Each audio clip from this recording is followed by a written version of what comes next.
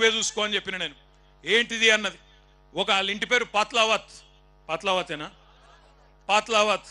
నేనేమన్నా అంటే పాత్లావత్ భూమి. ఒక పేరు భూమి, ఆడపిల్ల కాబట్టి భూమి. రెండో పేరు ధాత్రి. ధాత్రి అంటే కూడా భూమే. మూడో పేరు అవని. మూడిట్ల నీ ఇష్టం అన్న అంటే అన్నదిగా జ్యోతి అన్నది. జ్యోతి అన్నది ఆమె భర్త అన్నాడు. ఇద్దరు కూడా రవి.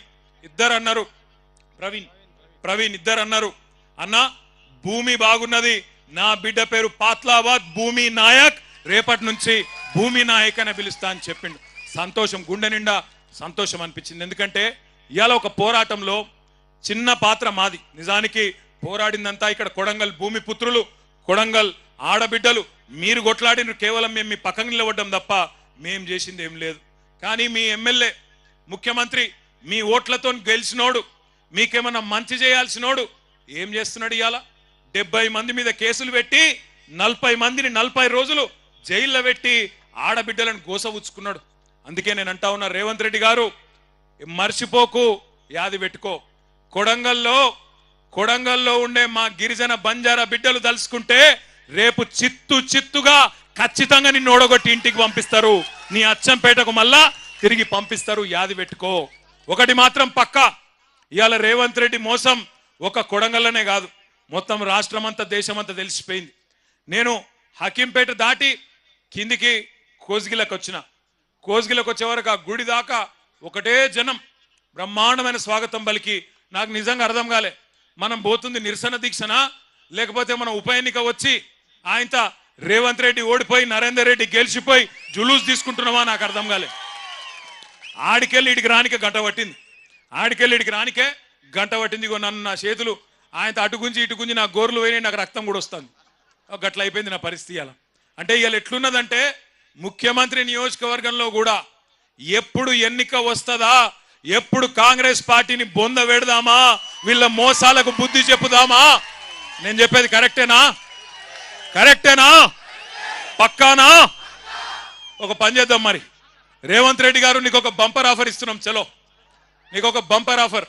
నువ్వు అంటున్నావు కదా నేను కులగణన చేసిన బీసీలందరూ సంతోషంగా ఉండ్రు, నేను రైతు బంద్ వేసిన రైతులందరూ సంతోషంగా ఉండ్రు, రైతు కూలీలకు పైసలు వేసిన వాళ్ళు సంతోషంగా ఉన్నారు, అందరు ఇండ్లకు కాయిదాలు ఇచ్చిన పేదోళ్ళందరూ సంతోషంగా ఉన్నారు అంటున్నావు కదా. దమ్ముంటే రేవంత్ రెడ్డి కొడంగల్ ఎమ్మెల్యే పదవికి రాజీనామా చేసి మళ్ళీ ఇక్కడికి రా, ఎవరు గెలుస్తారో చూద్దాం. నీకు మాటిస్తున్నాం. మేము ఇంతమంది రాము, నువ్వు భయపడకు. మేము ఇంతమంది రాము ప్రచారంకు. మా పట్నం నరేందర్ రెడ్డి నామినేషన్ వేసి ఇంట్లో కూర్చుంటాడు, బయటికి కూడా రాడు. మేము జిల్లా నాయకులం కొంతమందిని తిరుగుతాం. గెలుచుడు కాదు నేను చెప్పేది. 50,000కు ఒక్క ఓటు తక్కువ వచ్చినా నేను రాజకీయ సన్యాసం చేసి మళ్ళా రాజకీయంలో కూడా ఉండా. ఇది వాస్తవం. ఈరోజు కొడంగలే కాదు రాష్ట్రం మొత్తంలో వాస్తవం ముఖ చిత్రం ఇది. నువ్వేదో అడ్డిమారి గుడ్డి దెబ్బల ముఖ్యమంత్రి అయిపోయి ఇక ఇంతకంటే పెద్దవాడు లేడు ప్రపంచంలో అన్నట్టు ఏడబడతాడ భూమి గుంజుకుంటా, ఏది పడితే అది అబద్ధం చెప్తా, నేను ఇదివరకు చెప్పినట్టే 420 హామీలు ఇచ్చి మళ్ళా మోసం చేస్తా అంటే కుదరది.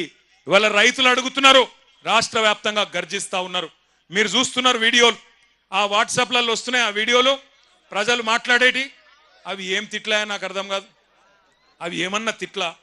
ఇంకోడు మనిషి అంటోడైతే బకెట్లో 2 మగులు నీళ్లు పోసుకొని దుంకి చచ్చిపోతుండే. ఇక రేవంత్ రెడ్డి కాబట్టి ఇక నడుస్తుంది, రేషం లేని బతుకు కాబట్టి నడుస్తుంది. నేను అంటున్నా, ఒక్కసారి ఆలోచన చేయండి. అవి ఏం తిట్లు? తెలుగు భాషలో గన్ని తిట్లుంటాయని కూడా తెలియదు నాకు. రకరకాల తిట్లు తిడతాను. భయం కూడా పడతలేడు ఎవడు. ముఖ్యమంత్రి అన్న భయం లేదు, ప్రభుత్వం అన్న భయం లేదు. గొట్టం పెడితే చాలు ఇక చెడ తిట్టుడు. అటు 7 తరాలు ఇటు 7 తరాలు తిడుతురు. దయచేసి తిట్టకండి. ఆయన ముఖ్యమంత్రి, పదవి కన్నా గౌరవం ఇవ్వండి. కానీ ఎన్నికల్లో మాత్రం ఈ మోసగానికి గట్టిగా బుద్ధి చెప్పండి. కాంగ్రెస్ పార్టీకి గట్టిగా బుద్ధి చెప్పండి. నేను ఎందుకంటున్నా అంటే ఉత్తగానే అంటలేను.